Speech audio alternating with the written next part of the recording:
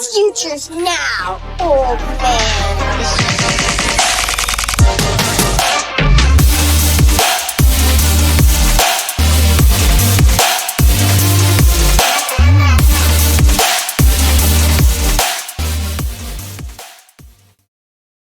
What it do? We got through. This Ooh. this is Future First Podcast, where we are helping you win today with the Future First mindset. I'm your co-host J-Mac here with my co-host Jose. What up, dude? What's up, man? Yeah, as J-Mac saying, congratulations to the 49ers and the rest of the playoff teams that made it out of the wild card. We got one more game, but besides that last one we just got done through tonight, really great games, honestly. Like a great, from a bystander who doesn't have anything to root for, high scoring, lots of drama back and forth. So it was a great time. It was a good wild card weekend, I think. Yeah, man. I had a lot of fun. I mean, that Bears Packers game was fireworks. Bears came back and yeah, they got through also. So the NFC is looking very competitive. I mean, the AFC as well. Still a lot of playoffs to be told here. We have Monday Night Football tomorrow night too. Yeah, so it's going to be fun. I'm playing some playoff fantasy football. My first time on MFL, which, by the way, like, are they sure they just didn't like misspell it? It should be like FML. I feel like. Yeah. It's pretty torturous to understand what's going on there, but maybe it's just because I'm so new. But I don't know. No, yeah. I mean, I think I did something similar to what you did last year, and I couldn't do it to myself again this year. I did get into a sort of similar playoff challenge. We took it back instead of that website. We took it back to like the early 2000s where we drafted on a spreadsheet. It's being counted and scored on a spreadsheet. So, yeah, one of the guys from the Ballers Discord, shout out to Kyler's Pink Binky out there. He kind of put it all together. So it's pretty fun. I'm basically just hoping the Texans make it through, or my entire thing is pretty much bust because I have them, a ton of their players. That's kind of how my build ended up going. So, yeah, man, I mean, I think there's always ways to play fantasy. It keeps it exciting, kind of, your last little taste of fantasy before the long off season starts. So, a little fun, a little something extra to do. Yeah, man, you want to stay fresh and keep it fresh, and playoff football is one. It's like fun because you finally get to unplug and care a little bit less about the games going on and just appreciate football for what it is, especially when you have good teams facing off and playing for something that matters here. So I really enjoy that part of it, putting some parlays down, just having fun with it and kind of relaxing and watching it. Unless my team is that are sweating out a win against the Eagles, which I do not recommend. That was 2 interceptions by Purdy. Is just not the way I want to spend a Sunday afternoon usually. But fortunately, I'm used to it. So, all right, guys. But nonetheless, if you're catching this episode on the Player Profiler Network, head over to our YouTube at Future First Pod on YouTube. We're also on Spotify, Apple Podcasts, anywhere you get podcasts now, really. So please follow the show there, like, rate, leave a comment. If you guys want to engage with us, we love engaging with you guys. Yeah, and then when you go over to YouTube, make sure you touch down on that like button and go for 2 for subscribing and leaving a comment there. Shout out to Fox, as always, who's been helping us with our graphics. You can follow her on X at bfoxworth07. But we got another episode of teed up for you guys today. We're going to continue the free agency market talk. But this time we're going to kind of talk more about the wide receivers and their landing spots and who's going to be available for them to land there also. But first, as always, we got a quick hit. If you're ready, let's hit it.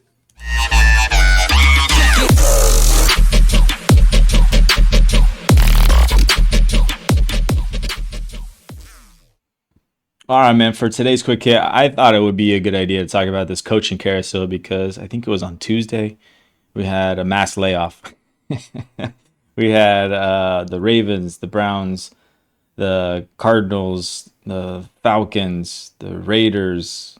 The Giants already lost theirs, but the Giants are also in this carousel. The Titans already lost theirs, but still. And then the Dolphins followed up a few days later. I think Mike McDaniel lost his on Wednesday. Um, yeah, man. So we got 1, 2, 3, 4, 5, 6, 7, 8, 9, 10 teams all needing new head coaches, which is, I feel like I counted that too fast. Yeah, you went a Yeah. little fast. It's Two, eight, I four, think. six, eight, 100. Eight teams here that need new head coaches. But I guess who, if any of these guys, are these teams players you're worried about from a fantasy perspective? Yeah, I mean, I think the big ones, right? Like the Falcons, the Ravens. I think they have probably the most fantasy relevant players, right? Guys that are probably going to be going somewhere in the first or second round for sure, depending on what happens to Henry. But I think it's going to be pretty interesting what happens there, and like what does that do for Lamar with the Giants as well? Like what happens with Jackson Dart? What happens with Scatterboo Neighbors, who's hurt? Like right, those guys are hurt. So how does the coaching hire? I think those would be my top. I mean, there's fantasy relevant players on like the Raiders and Cardinals as well and Dolphins, but just because they have so many other problems that it's like, to me, the coach is important piece, but there's a lot more else that's going, like who the quarterback. I know we're going to have a quarterback Yeah. episode coming down the line where we're going to talk about this exact same thing. I think it's going to be a little bit more important because the coach can be as great as he wants, but if he has, Geno Smith out there, your Bauer shares or your Waddle shares on the Dolphins, if it's Tua again, are probably you're not that excited in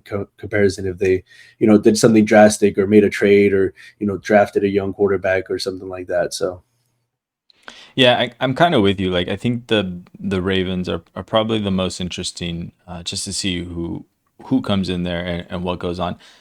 But again, I'm gonna second on the Giants too. Like, I'm really interested to see what happens with them. I think that's a prime landing spot for like a good coach to go. I think that'll be a much desired place for. I don't know. Like in my head, I think it would be really cool if Harbaugh just went there. Like it kind of makes sense from that perspective. Having a mobile quarterback, and if he could bring his OC along with him, I just think that'd be a really good pairing. And it kind of makes sense. And it's like a high profile city. Like New York. Like I would love to see that for the Giants. I'm kind of starting to slowly buy in on what the Giants are building and what they could give us fantasy wise. So I would love to see that scenario played out here. Yeah, I But mean, go ahead. go ahead. No, finish your thought, my bad. Yeah, I was gonna say like I think outside of that, like some of these ones that I'm actually more worried about, which I was gonna flip over here. But before we do that, let's get your thoughts on this. Yeah, I was just gonna ask real quick, like in terms of like if you were a coach that could get any of these jobs, like a Harbaugh, what would be your top three in terms of like going, to coach, right? Like you were saying, the Giants seem like a desirable landing spot. How would you rank these? Maybe not all eight, but like maybe just your top three and maybe worst three or whatever. Just if you were Harbaugh, who I think is the leading candidate, Yeah, I think for for most sure. people for most of these jobs, how would you feel about him? Yeah, I think I'd put if I'm Harbaugh, I wouldn't put the Ravens at the top. I don't know if I'm getting that job back. Um, but I like the Giants, I like the Ravens, and if I had to pick one other, I guess the Falcons. Do you see it similarly, or do you have another top Yeah. three? Yeah, I'm probably right there. Yeah, obviously, like if you were just any coach that could get a job, like any job you wanted, it would probably be the Ravens, Giants, and Falcons. I think for me, I think if we were taking the Ravens out, I think the Giants and Falcons. And honestly, I don't hate the entire team that like the Cardinals have. Like they Yeah, do have a lot of problems, but I think they have some more manageable things to work with than like the Dolphins, who are pretty cap strong, and I don't know, the Dolphins and Cardinals I think would be tied for me depending on different things. But yeah, I agree with you. The only thing I hear a lot of like Giants Twitter talk about Schoen and the way he likes to run the front office and stuff, and how kind of involved he is. So the whole offseason I've kind of thought, everybody keeps saying that, and I mean, it maybe tracks, but in terms of what I feel like Harbaugh is such a seasoned kind of experienced, tested coach would want to come in. Like, you're not going to tell him who his coordinators are. You're not going to tell him who he's going to pick, like, I feel like he comes in and it's more like he takes over, and it's kind of his thing. The GM is there to help, but it's run through. I feel like Harbaugh, at least that's the sense I get. So I feel like that might be a clash with Schoen, but it definitely would be interesting. I mean, if Harbaugh still has it as a coach with such a young guy like Jackson Dart and all the young offensive players that they have and the defensive picks that they've made, could be pretty interesting. Yeah, no, I totally agree, and they're definitely not the Browns, which is probably like the one that I would not want to go to out of all of these. And the Titans are interesting, I think. I think that they're probably the least desirable, but I think it's a sneaky spot for a quality coach to come in that may not be proven yet, and can kind of turn them around and make them into something, because they didn't play all that terribly this year. Like, they had some pretty close games there and kind of put up a fight. And I think if they can kind of develop Cam Ward and get him some actual weapons over there, I think that would be an interesting spot for a good head coach to go. So, but yeah, I think there's definitely one guy who was actually pretty happy about all this, and I don't know if you saw, but Aaron Glenn posted this on X, on Tuesday, marked safe from getting fired today. I don't. He thought about making a joke about these guys getting fired. Man, I don't know. And not just a joke about like people who you're professionals with getting fired, but also the fact of that, like, you're willingly knowing that you were so bad at your job that you were on the hot seat of getting Yeah. fired. Like, it's just like really seems out of touch. It kind of just seems like overall to go with his personality as a head coach now that he's in the limelight. Like, some of the stuff on the end, like his antics on the sidelines is just like, it's so weird, man. And the way how bad the team seemed like you completely lost it, especially how bad the defense was, right? And compared to like being the DC of a highly touted program like the Lions. So it just seems tone deaf. It seems like someone who's just like, what are you doing, man? Like, would it be surprising if they start 0-5 and he gets fired next year and like by week 6 or something? Like, it really wouldn't be that surprising. So it's just a really weird thing. And these type of things are like, like organizations later, like if you ever want another chance at a coaching job, like they take notice of this, right? Like, he probably burned some bridges we need a pause. This is a bit. I made these. Oh, really? Dang, you completely got me. Like, see, that's what it tells me. That's what I feel like. Like Glenn's like personality would be, that he would post something like this. Like, He probably would. He probably like, would. Which is why I thought it was funny. It was great. I mean, you should have kept me going. I could have done another 10 minutes on this, to be honest. But oh man, well, I'm actually kind of glad, because I was cringing like at the fact that he would do something like that. But yeah, I thought it'd be really funny, because it feels like something he would do. It's like you're saying, like 100%. he gives off those vibes. And you know what's even funnier? Like, later that day, he posted this same one walking out of work today, like, and he's just dancing. Like, he's going down the sideline. Oh man! But that's the type of that's literally the gift. Like, that's what I was thinking of when I was talking. It's just like, what is this man doing? Like, I don't. It's so weird. I don't know. It clearly seems like he's not cut out to be a head coach. And That's why it was kind of shocking that he was not on that list. He was not part of the mass layoff. Yeah. That bit turned out to be a lot funnier than I thought it was going to be. Hey, that's why when you produce the show, man, you put that stuff in. Like, it's better if you don't, you just drop it in there. Because yeah, I mean, I feel for that hook, line, and sinker. To be honest, that was good. All right. Let's jump out of this quick hit here. But first, we're going to take care of some house cleaning. I don't know if you've done any of the fast draft stuff yet, but we are now an affiliate with Fast Draft, and Fast Draft is live with their playoff Super Slam, which is a playoff contest that's full of live and best ball section, and it's already 33% filled with $10,000 up for grabs.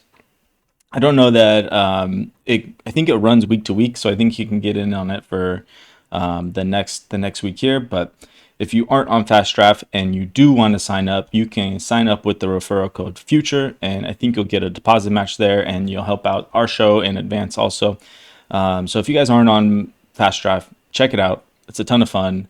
I was on there this last season for the rookie tournament that they had, and then some of their Flex 4 stuff. So it's definitely a lot of fun, and I'm looking forward to doing some more of that this year. We're going to kind of plug it into our content here and roll it in all together.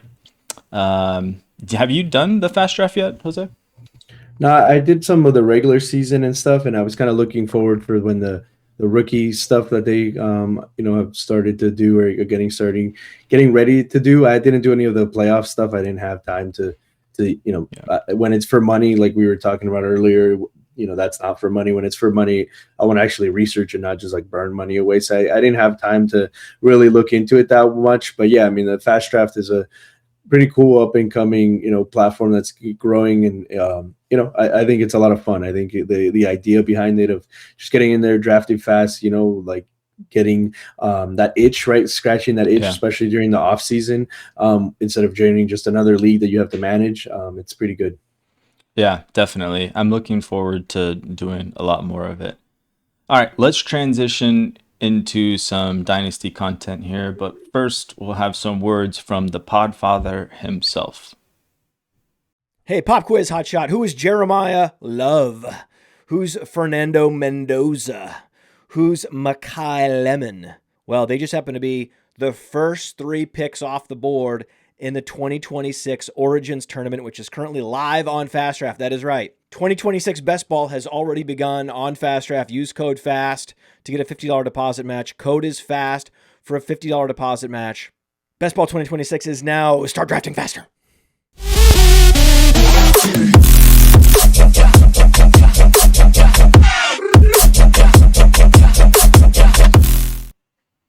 All right, welcome back.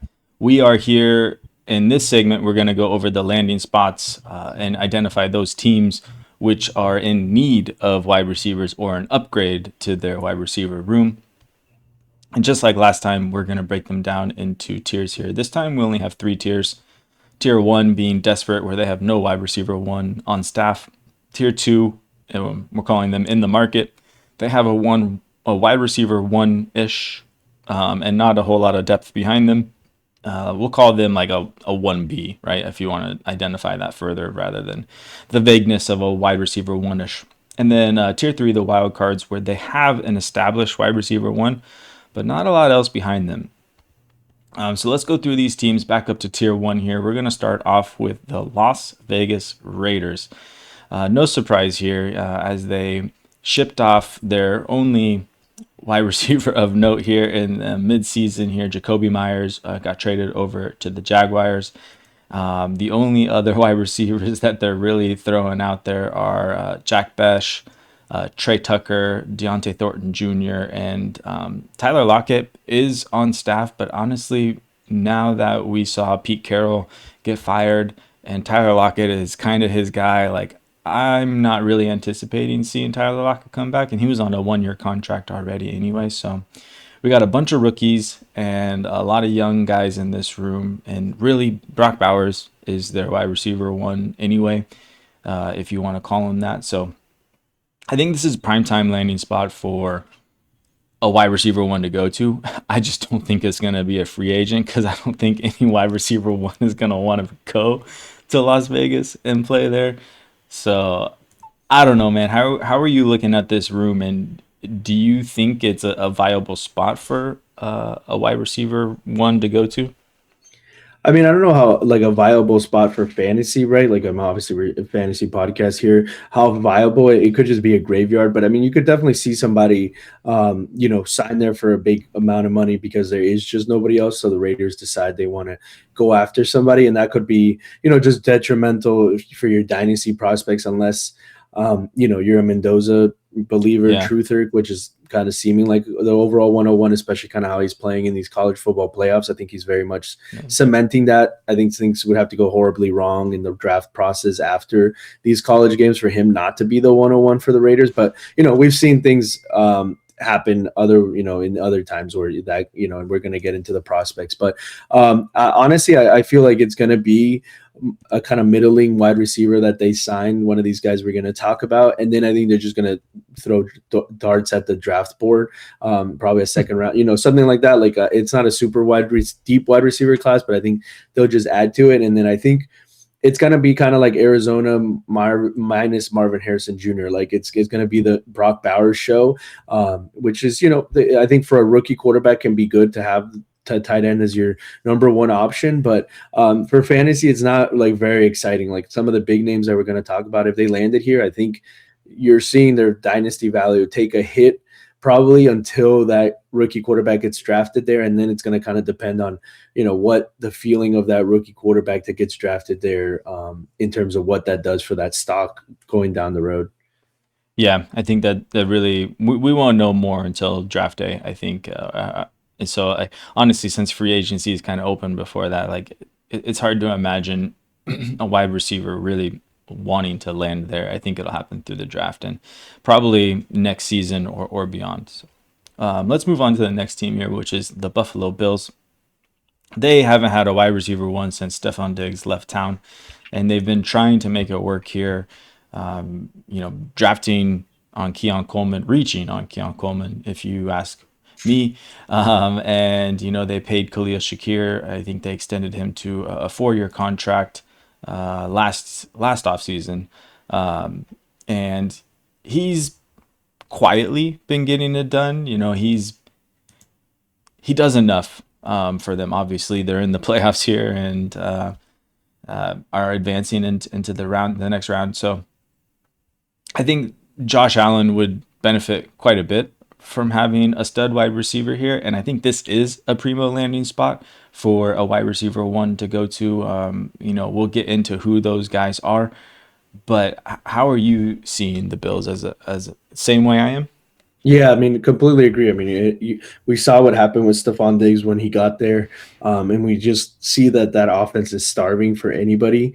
Literally, like, I mean, Khalil Shakir, I don't know if he ended up being the leader in receptions. I think so. Yeah. But, I mean, when he's your wide receiver one in terms of receptions, it's not a good time. Like, nothing against Shakir, but he's obviously not, some elite level talent. I think they're starving for that wide receiver. I don't know if they can make it happen. I mean, when you look at over the cap, talking about it, they're technically going to be over the cap going into next season already. So they would have to make some moves. Obviously, the cap going up every year helps those sort of teams, but it's hard to see one of these kind of premier end. Maybe one of the guys that we're going to talk about, if he really left his team, maybe would sign a contract there just based on his age and his kind of projection. But like in terms of the real like big fishes, it seems hard. I feel like they're going to be another team that's going to maybe just take another dart throw. Keon Coleman clearly hasn't worked out, and just try to get another guy in their draft and just continue to do the Josh Allen thing. I mean, maybe there'd be somebody up for a trade or something like that. But in terms of their cap space, from what I was looking at, it doesn't look like they have. Obviously, to me, the cap says fake. Like, it's not real. Like, you can figure out if a team wants to figure out a way for them to sign a $20 million, $25 million, top end elite wide receiver. I'm sure they could figure out how to do it. Just on like the surface level, when you're looking at the numbers, it doesn't look great for their chances to do that, though. Yeah, they can just ask the Saints if they need any help. Yeah. But that's a really good call looking at their overall cap and how they will be over the cap. I mean, honestly, yeah, they just gave James Cook a huge extension, prior to the 2025 season. So that kind of makes sense. And Josh Allen is, one of the top paid quarterbacks in the league as well. So yeah, maybe a rough go for them, and maybe they have to do it through the draft. So hey, that'd be a great landing spot for one of these rookie wide receivers coming out of the draft, though. Okay, moving on, we have the Titans. Again, no talent there at all. I mean, Calvin Ridley is technically on contract through 2027, but there is an out for his contract this year. If I'm reading, yeah, they do have a potential out with 13 million dead cap. So maybe not a likely out for them to take here, but it is on the books for them. So I don't know. What do you think about the Titans? Do you think that this is a good landing spot? I think it's just it kind of has to be the whole picture. Like, who is the the OC and who, or the head coach, right, that goes there? Is it somebody exciting, offensively minded that you think can help Cam Ward take a step? I mean, I think going into the season, I know I particularly was pretty in on Calvin Ridley simply because if Cam Ward can just be kind of decent, he's the only target really in the game there. I mean, you saw some guys kind of flash towards the end of the season there, right? What was the guy? Oh man, I'm completely blanking on the weather. DK or AMN? Yeah, DK kind of flashed there, right? Just because they literally had nobody down the stretch when they were winning games. But they are a team that right now is projected to have some of the most cap space of any team pretty much going into next year. So that could be a pretty interesting if you get one of these kind of top end guys signing there to grow with Cam Ward, and they sign somebody exciting, one of these offensive coaches to grow with them. I think that could be pretty exciting. I wouldn't feel as bad as if they went to, like what we were talking about, like the Raiders, or the next team we're going to talk about, like the Browns. It would not feel good. But, the Titans are like middle of the road. If I had to talk about like excitement, like obviously if one of these top guys goes to the Bills, you're very excited.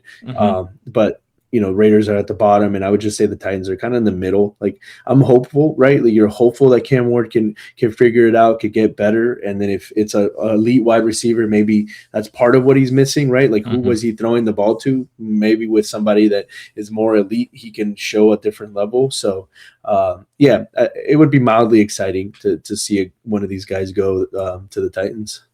I think so. I would like to see them improve the offensive line too. I think that would do a lot for them. We saw flashes of what Cam Ward can do this year, and I don't know. I liked it.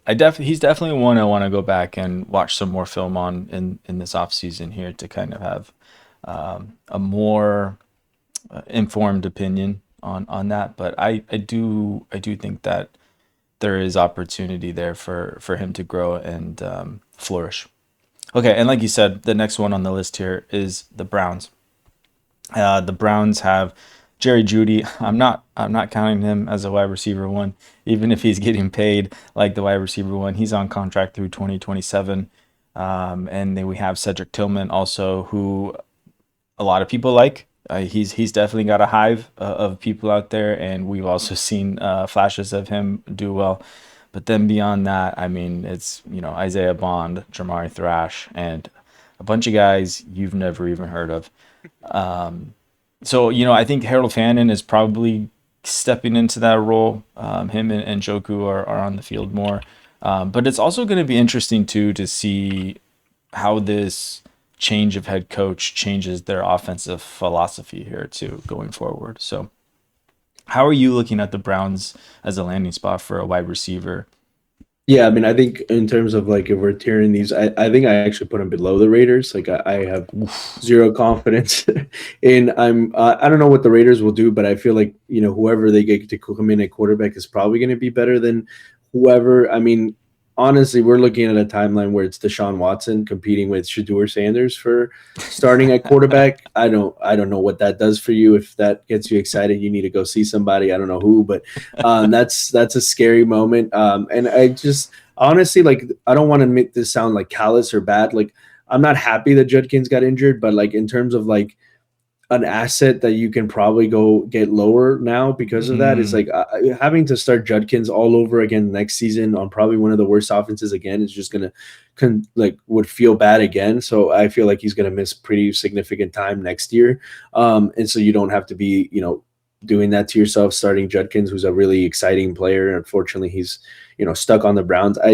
I just have zero faith that the Browns are gonna get this figured out. They fired another coach who by all means is viewed as a pretty good head coach who's getting interviews, getting fired. So it's not like he was horrible in that sense. So it's just, I don't know, no hope. Like the Browns fans are like, it's just, if one of these top guys goes there, it's to me very bad news. Like you're very upset. You like Shedeur Sanders to me didn't do anything to make me think that he's a competent NFL quarterback down the stretch. Like he made a couple plays, won a few random games, but like in terms of his overall, body of work, it was not exciting. And what we saw from Deshaun Watson whenever he was healthy was same. So it just makes you feel bad if something, if a fantasy relevant player ends up going there for the money or for whatever, like it's just gonna feel bad. Like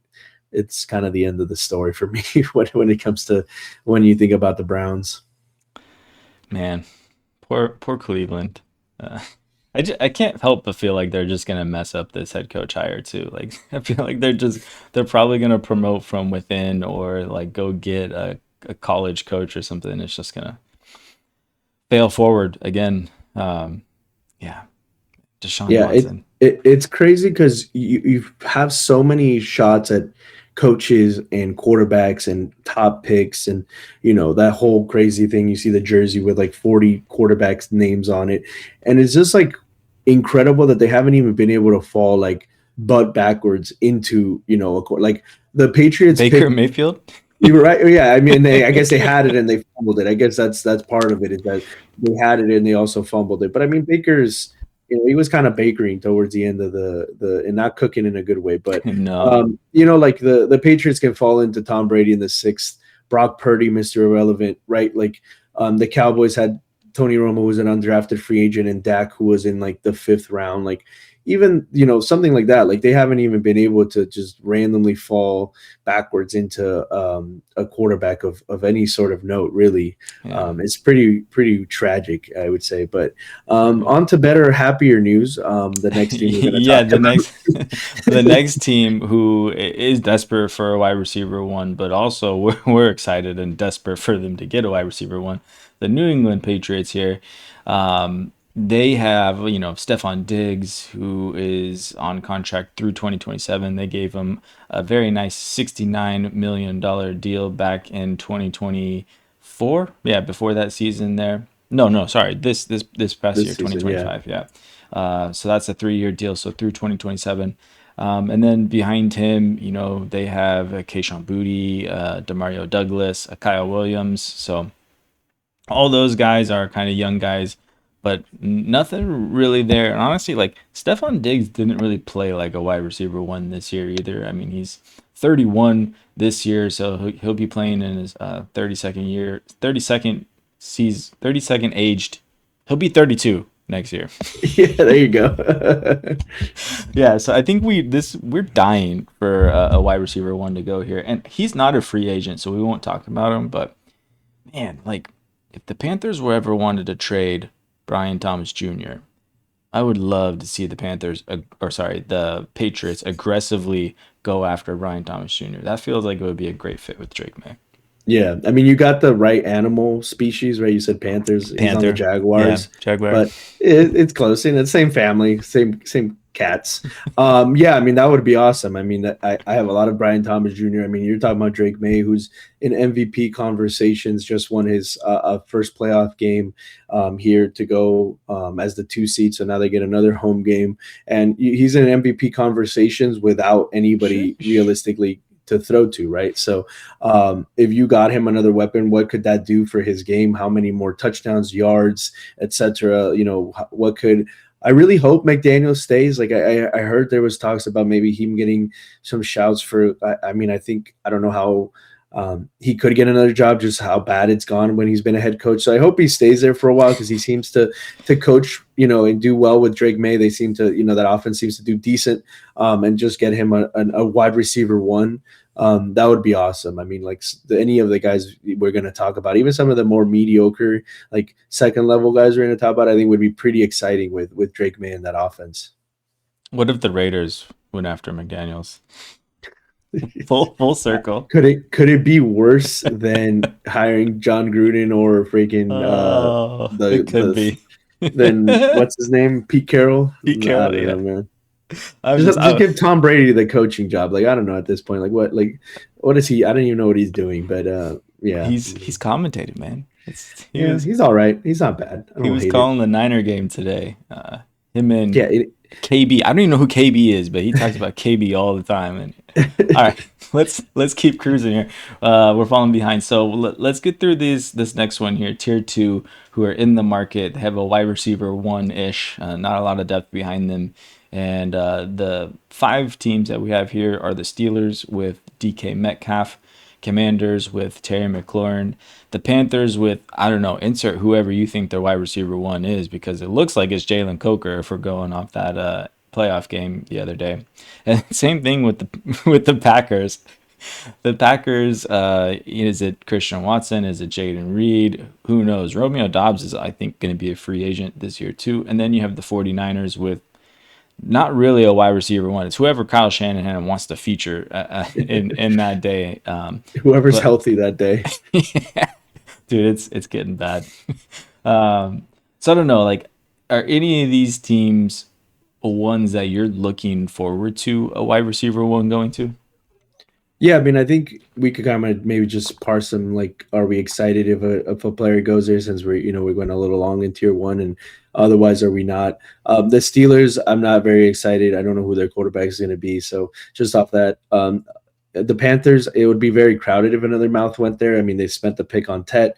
Bryce Young did not really look like he's really doing it. I mean, they made the playoffs, but and so the other three, I would be excited just because they have the set offense, they have the set quarterback that I trust, right? Like, we've seen it from Jaden Daniels when he can be healthy.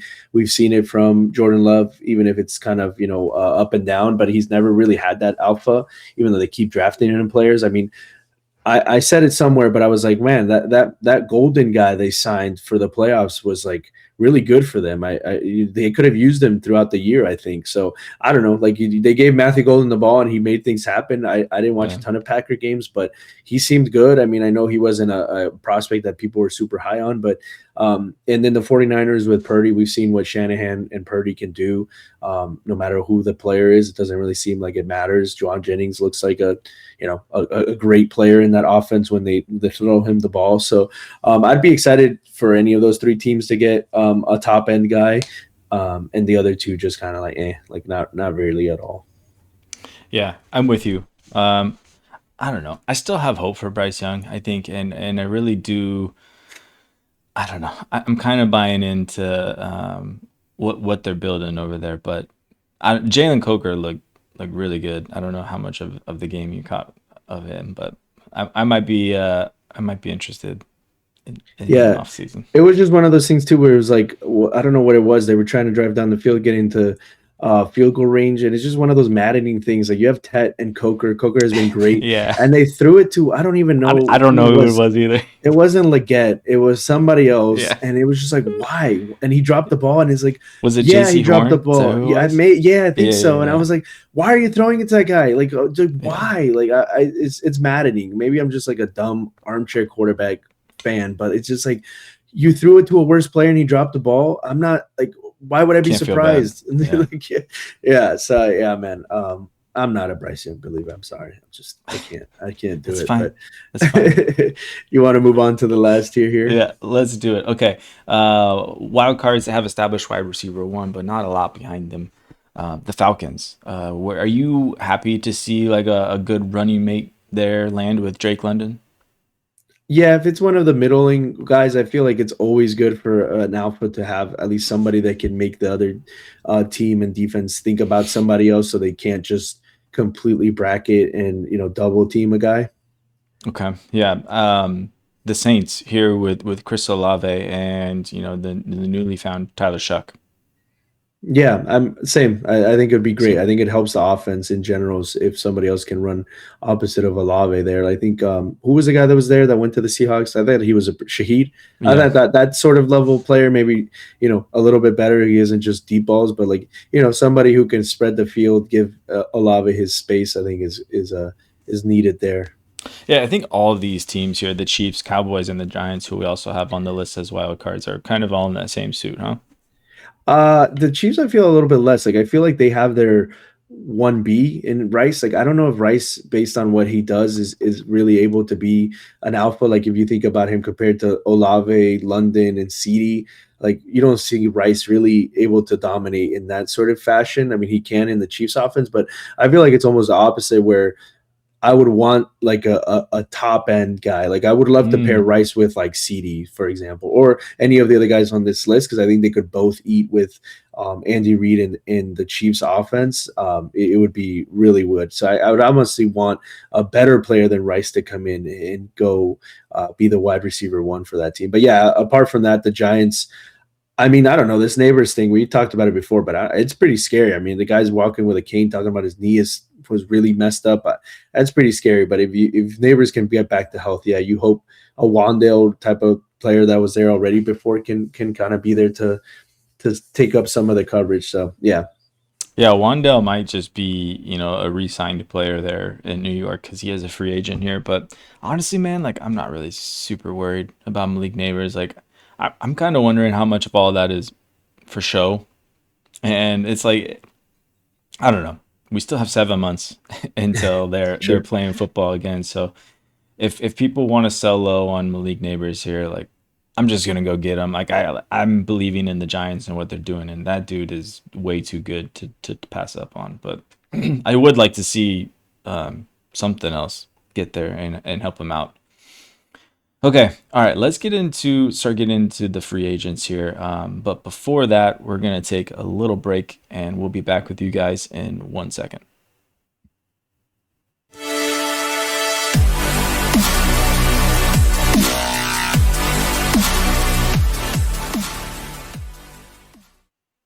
All right, welcome back. And in this segment, we're going to start talking about the wide receiver free agents who could land in the teams that we were just identifying previously. And again, we've identified these guys into tiers. We have tier 1, which are our wide receiver ones. They are solid, they are proven, and they are the top of the free agent market. If they make it out of their current teams, they could be given extensions or get tagged. Unlikely for these guys here, but maybe. And there are a few notable wide receivers who are coming out of the draft, but some teams will likely be looking to fill out their wide receiver room through the free agency. And in tier 1 here, for the wide receiver ones, it's pretty slim this year. We have Mike Evans and George Pickens, who are really the only guys that are qualified to be in this. I don't know. There were some guys in the 1.5 group that I was thinking about plugging them in there, but there's a blemish on any of their names here. But Mike Evans and George Pickens here, I guess I don't know. Mike Evans, as old as he is, I really don't expect him to leave Tampa Bay either. I feel like he's coming back and they're just going to run it back with him. But I don't know. Maybe they let him walk. I mean, they have some new blood. They got to see what Igbukah did, and he looked good for half the season. And honestly, as soon as Jalen McMillan got healthy, he was getting featured and he looked okay. So obviously Godwin got his extension last year too, for I think it was 3 years or so. So maybe Mike Evans is just gonna walk here. That would be doing him dirty, who he's been kind of a hometown hero for them. But I don't know. How are you looking at it? Yeah, I think with all the changes, I mean, honestly, I would probably would have put Mike Evans down in the next tier. Just, I mean, I know he's a Hall of Famer and all that. I just think based on what he's going to be able to do for a team. But I don't know. I think it'd be one of those surprises where you think because he is been there so long, all that. But, I mean, they have a lot of players. They completely gutted. I mean, Bowles literally fired pretty much everybody on that team. So, it could be one of those things where they really want to go into the future and not have to, have Mike Evans, who's going to be 33, I think, going into the season. So I think it could be a pretty interesting. I mean, he's quite old, so it's one of those things where, like, are you going to get a Devontae Adams type of run from him, or are you going to get one of these other kind of older guys that switch teams and it kind of, that's the end of their career type of thing? I think it would all depend on placement and where he goes, what quarterback, what system he goes to. My excitement about Mike Evans. And then Pickens, I'm really, really interested about, like, a lot of talk coming out of Dallas is like, is he – they want to re-sign him, and it seems like a real Cowboys thing to do. Like, we have 2 first-round picks, so we're gonna pick defense, and yeah, we can spend on Pickens and do that deal. I don't know, man. I feel like things could get really, really wild if they tagged him, which probably is going to be the natural thing that happens next. But I think it's pretty likely that he'll just tag and probably get an extension. So I don't want to spend too much time on these guys because I don't know how likely it is that they end up in the one of these teams. Okay. Yeah, that's fair. We don't have to spend too much time on them. I think if Mike Evans were to leave, though, I think he'd be a good fit for the Packers. I feel like just like getting that possession receiver and then pairing him with like a Christian Watson type. It seems like that could be a real deadly combination there. George Pickens, man, you know how I feel about George Pickens. You almost got me to change my mind on this guy. I don't. But hey, I don't know. We'll see. We'll see what happens. All right, let's get into the next tier here. Tier 1.5, a wide receiver 1-ish. These guys have had some bright spots in their career. They've been productive in some kind of way. Probably not in a way where they could be featured in an offense here. So these guys are, I guess, let's just go through these guys one at a time. Deebo Samuel, are you excited about him in his senior era going somewhere? Not particularly. I mean, honestly, he's more one of those guys that might throw a wrench into a wide receiver room and just kind of take away targets from somebody you're hoping to kind of dominate the target share. So not really. Okay. Juwan Jennings. I feel like you get the sense he's going to be a 49er again. I feel like they like him, but I don't know what their deal with signing him back would be, but I feel like he's one of those guys, like not to do this to you right now, but he seems like a system guy. Like I don't know how well he'd work out of the Shanahan sort of offensive system. Like he might go somewhere else and you just don't get nearly the same level of player because they don't run a good enough scheme to get him. Like I don't think of him as like, ooh, yeah, that's a guy that can win in no matter who's throwing him the ball, no matter who's scheming him open. I don't think he's with the 49ers next year. I mean, he was wanting an extension this year, and I think they gave him incentives, and that made him happy. But I think he wants more than what the 49ers want to pay, like every wide receiver who's ever wanted a contract for the 49ers. And especially with, the bad blood that they had with Brandon Ayuk. I mean, luckily it's like there's no dime out of their pocket with the Brandon Ayuk thing. I think they get their money back type of thing because the contract got voided. But I don't think Juwan Jennings resigns here unless we win the Super Bowl and Juwan Jennings goes off for like 6 touchdowns and like 600 yards or something like that. Then maybe we're talking about extending him. But even then, like I don't know, it doesn't feel likely to me. Yeah, okay. And then the next guy on our list here is Wan'Dale Robinson, which I think he's pretty interesting. I could see him getting a decent payday here. I mean, honestly, like we saw some guys get like 13, 15 million. Who was it this past year that got a pretty sizable contract that kind of made you raise an eyebrow? Oh man, I can't remember. Was it the one recently, the Shakir extension? He got a pretty nice bag, didn't he? Maybe was it? Maybe He's on it a was 4-year like Krish- 60 million or something like that. Yeah, I want to say it was one of the Jags wide receivers. Nonetheless, like, do you think he kind of fits that bill where he gets a contract and you're just like, okay, Wan'Dale, like, Yeah, I mean, I'm pretty excited about Wandale. Like, I don't know if I'd want him to be the one anywhere, but anywhere that he goes, like those sort of tier 2 teams we were talking about, like with a decent quarterback would be really interesting. I think he was coming into his own. I mean, he's never going to be, a 1,500-yard type of player, but he's earned 140 targets at back-to-back seasons with really bad quarterback play until Dart took over, right? And this year he finally passed 1,000 yards. So he's a pretty interesting player. He's one that you really hope lands in a really good system with a really good quarterback to take advantage because he's not going to be the elite guy, right? That's why he's in this tier. But, you could be pretty excited about Wandale, or at least I could, right? In the Dynasty roster that's pretty deep, like you need a Wandale type of guy to fill in your flexes, fill in bye weeks. Like he could be a pretty interesting player. yeah, I think I agree with you. Like, I think those tier 2 teams you're talking about were the Commanders, the Packers, or the 49ers.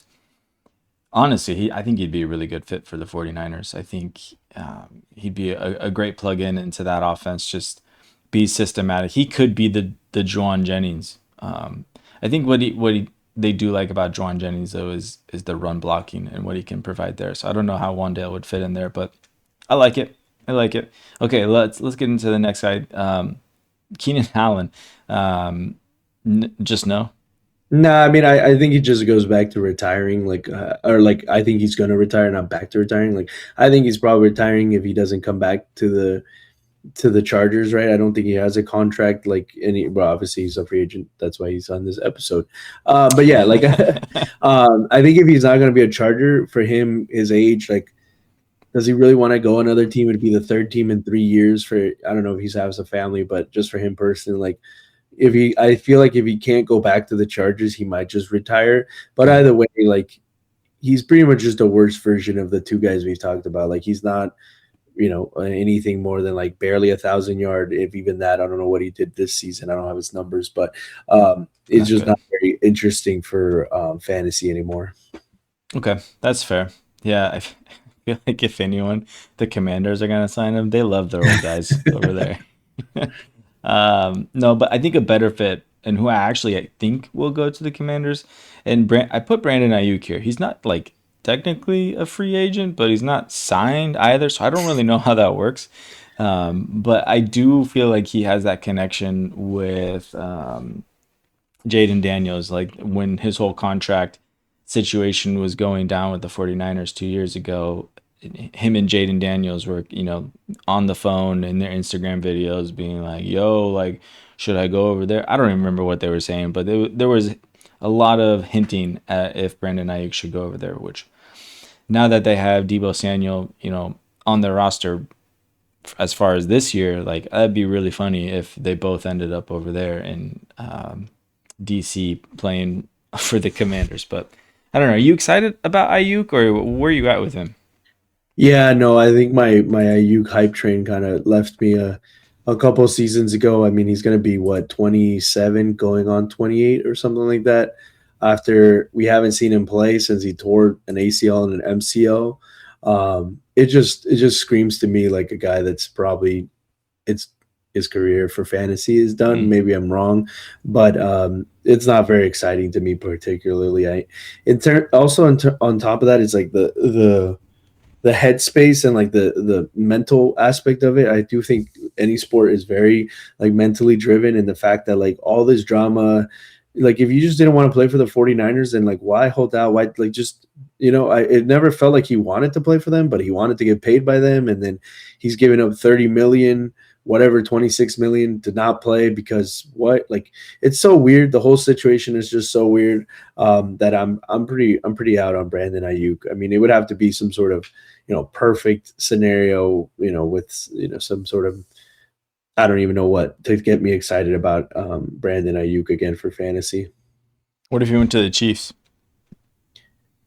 Yeah, I guess as I was saying that was like the thought I had. I was like with the Chiefs, but it's like, I mean, they got Rashid Rice who's out here, wilding out doing all these things. I mean, allegedly, like, I don't know, but I don't know. Is that the type? Does he fit in that culture, in that sort of thing? I don't know. I guess anybody that goes to Mahomes will be exciting for some time. It is kind of the only thing that, as I was saying, it made me think of that. But otherwise, it's not very much. Okay, here's another likely landing spot for him: the Steelers. He's had connections to Mike Tomlin. No. Oh no. No. Oh no. Okay. Fair. Yeah, I think if it's what's the OC's name? Smith. Arthur Smith. Yeah, dude. Like, I want nothing to do with any of his offenses ever again. If he's there, you just want I'm the out. backup running back. That's all you want. Is it whoever the backup running back is? Oh yeah, exactly. That's the guy you want on Arthur Smith. All right, moving along here. Romeo Doubs from the Green Bay Packers. Like, I don't know. You think he gets re-signed? I don't know if he gets re-signed, but I've always thought that Romeo Doubs was the best wide receiver there. Not on pure talent because Watson is better, but his availability, right, is part of the talent, and he's kind of always there. He seems to make big catches. He had some pretty big plays for the Packers, even though they lost. And I've always thought he was their best receiver. Again, he's not meant to be the alpha. He's not meant. But if you paired him with a one, right, like some of the other guys you're talking about, like I would love Romeo Dobbs if Pickens left for the Cowboys. I think he'd do a great job with CeeDee Lamb, because he doesn't have to be the star, but he can be a very solid piece, kind of just like Wandale, like a guy you can throw in your flex, and you're happy for 8 to 12 points. And he has shown, he's at, I think he had a 3 touchdown game this year, or was it a 2 touchdown game? I can't remember. Dobbs? But this 3. year He did. Yeah. Exactly. So, and he does have the talent to get out there and have a blow up week. So he's probably up behind Wandale. And the last guy we're going to talk about, probably the second guy I'm most excited about on this list. Jalen Coker. Yeah, he's tied with Coker. I don't know. We haven't seen so much. Maybe I just like, calling people cokeheads. I don't know. It's just a funny nickname, man. Like let's just, man, I was watching that game with my nephews, and we were getting into some wild like nicknames and celebrations and stuff. But it was funny. But Is that what that was earlier? Yeah, that's what that was earlier. I'm glad you caught that. But yeah, man, what do you think about Jalen Coker? I like him, man. Yeah. He's good. Like it's really hard to believe that the Panthers are gonna let him go. Like what we've seen from him when he's healthy, he's been more than just a role player. So I think it's extremely unlikely that he goes anywhere else. But it would be nice to see him go to a more premier offense. Like if he got plugged into even like the Patriots, I don't know, maybe that's more the same of what they already have. And like same with the Bills, right, where they need that stud guy. But I don't know, man, like there's something about that guy where he just moves well. He's got great hands. He seems pretty smart too. Where keeping in mind at where he's at on the field and finding the space where he needs to. So I like Jalen Coker a lot. Like I said, I think he's going to be pretty big for me in the offseason this year. Okay, let's move on to tier 2 here. I'm just going to rattle off these 5 guys here. We have Alec Pierce, Christian Kirk, Hollywood Brown, Rashid Shaheed, and Jalen Naylor. Are any of these guys interesting to you? Yeah, I mean, I think Alec Pierce has demonstrated, at least this year, that he can be a useful guy, not just a dude running deep routes and just getting out there and jogging around a lot. I think he demonstrated. I think he played himself into a decent contract, if not with the Colts, somewhere else. I think out of the whole list, though, that's probably the entire list. I think there's Christian Kirk, Hollywood Brown, just older guys. Shaheed never seemed like he's going to be any more than a gadget return, like that type of thing. And then Jalen Naylor's just a guy. So I think Alec Pierce is the only guy from tier 2. Honestly, like when we were looking at doing this episode compared to the running backs, it feels like a pretty dry market for wide receiver free agents. So I think teams are going to be heavy investing in the draft. Yeah, no love for Naylor, huh? He's just him. To me, he's just a guy. What are you're getting excited for Jalen Naylor here? Hey man, I like these deeper formats, right? Okay, and that's true. He's shown enough. Like he's flashed in 2 years in a row now where I don't know, man. And it was with Justin Jefferson and Jordan Addison on the field too. I mean, granted, it was 9 throwing the ball. I don't know what that means, but I feel like I've seen enough from him where he's interesting. I think if he was a 2 on a team, I think there's something there, but I'm not gonna get excited about it yet, I guess. Yeah, man. I mean, I must, maybe it's the touchdowns, because I don't know, man. Like he hasn't caught more than 30 passes, has had the most 50 targets. He's a wide receiver 3 on his team. Okay, like flashed. I said flashed. He flashed. Yeah, I mean, yeah, he was flashed. He was there and not again, and then he was gone. That's right. All right, tier 3. These guys.